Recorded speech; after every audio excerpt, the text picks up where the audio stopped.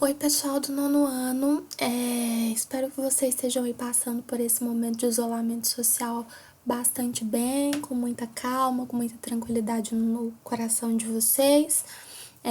Eu queria falar um pouquinho com vocês, queria na verdade fazer a correção das atividades que eu tinha pedido para vocês fazerem para mim naquela última aula que a gente teve via vídeo.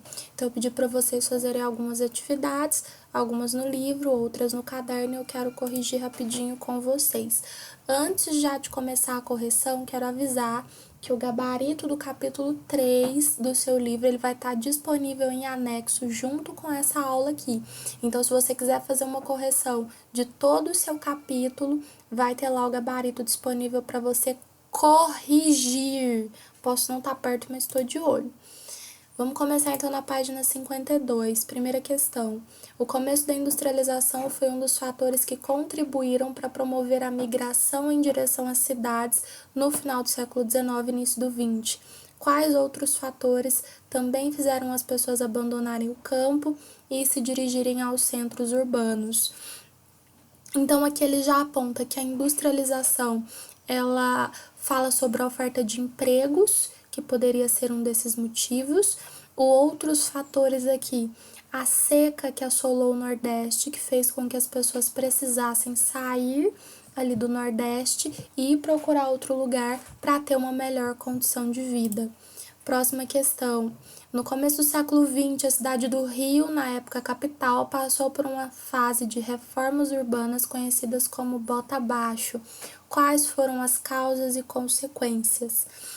Bota Abaixo foram várias reformas que foram feitas pelo governo do Rio para tentar remodelar a cidade, para tentar fazer essa capital ficar mais bonita. Então aqui, ó, foram criadas leis que obrigavam os moradores a sair dos cortiços e porque no lugar onde esses cortiços estavam localizados, eles queriam fazer grandes avenidas. Então, esse processo começou em 1902 e ele fez com que as pessoas que viviam ali na região central, elas precisassem encontrar moradias em lugares mais afastados, que era onde dava para pagar o aluguel. O problema é que esses lugares mais afastados acabaram se transformando, dando origem às favelas. Terceira questão, na primeira década do século XX teve início a organização do movimento operário brasileiro e explique quais eram as condições de trabalho nas fábricas do período e relacione com a organização desse movimento. Então, galera, condição de trabalho em fábrica, ela é quase semelhante em qualquer lugar do qual você está falando. As condições eram sempre péssimas, trabalhadores trabalhando até 16 horas por dia, sem direito a férias, descanso, licença médica, aposentadoria. Não existiam leis trabalhistas que regulamentassem o trabalho, então eram as piores possíveis. E graças a essas péssimas condições de trabalho, foi preciso criar alguns instrumentos que ajudavam os trabalhadores na luta pelos seus direitos. E aqui a gente tem associações e sindicatos. Vamos lá, página 57, primeira questão. No início da República surgiram diversos movimentos messiânicos ou de inspiração religiosa em regiões do interior do país. Explique o que eram esses movimentos e relacione seu surgimento com as condições sociais e econômicas do início da República. Esses movimentos normalmente eles giravam em torno de pessoas que eram pessoas pobres e muitas vezes sem instrução, que seguiam líderes que tinham um toque de milagreiro, uma pessoa meio mística, um santo ali. Ele era considerado assim pelos seus apoiadores. E à medida em que a gente tinha um país repleto de desigualdades sociais, esses movimentos eles iam ganhando força. Então nós temos movimentos no Nordeste e também na região Sul. E a 2 e a 3 vão falar sobre dois movimentos específicos, cangaço e revolta da Chibata. Nas atividades que eu passei para vocês, eu pedi para vocês falarem sobre esses movimentos aqui a partir da leitura do seu livro e escrever no seu caderno aquelas que foram as considerações mais importantes a respeito dos dois movimentos. Então vamos voltar para que vocês, vamos falar um pouquinho sobre esses movimentos e a gente volta para corrigir essa atividade, ok? Então vamos lá. O cangaço surgiu a partir do momento em que os coronéis eles precisavam contratar jagunços para defender e proteger suas terras. Muitas vezes esses jagunços eles acabavam saqueando cidades, roubando uma série de pessoas, e alguns eles tinham uma ideia de roubar do rico para dar pro pobre. E aí um dos jagunços mais famosos e mais conhecidos aí, quando a gente fala, na verdade, um dos cangaceiros mais famosos, perdão, e mais conhecidos é Lampião.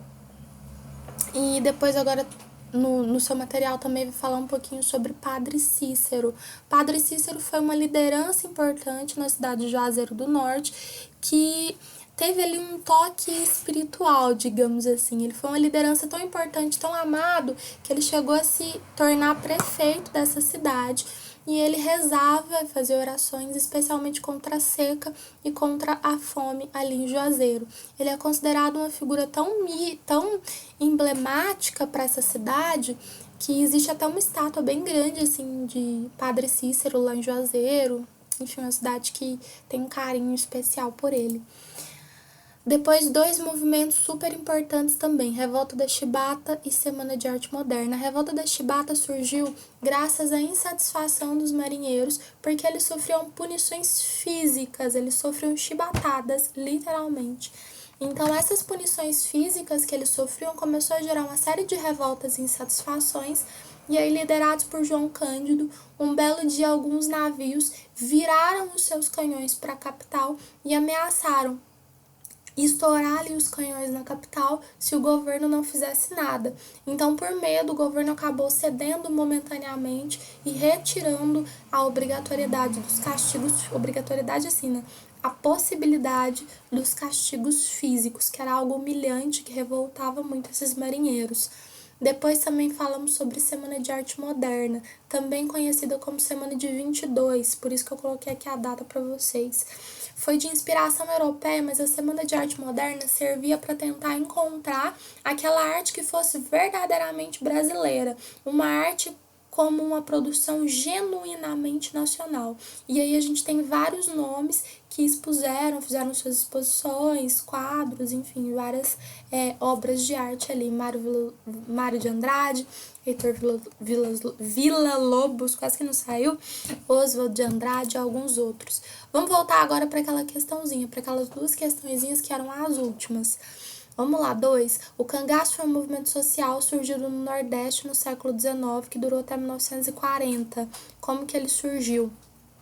O cangaço está ligado ao coronelismo, ou seja, ao fato dos coronéis contratarem jagunços que deveriam proteger a sua propriedade contra ali os possíveis invasores e fazer valer, isso aqui é interessante, fazer valer a sua vontade por meio da força.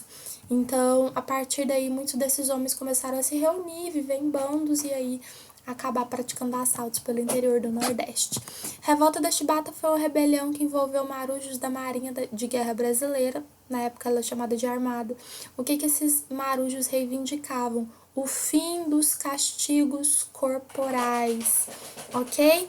Meninos, Deus abençoe a vida de vocês, que vocês consigam aprender. Se ficou alguma dúvida, alguma questão, me fala que a gente vai conseguir aí tentar tirar as dúvidas e esclarecer para que vocês consigam aprender tudo que for necessário, certinho? Deus abençoe e dê uma semana abençoada para cada um.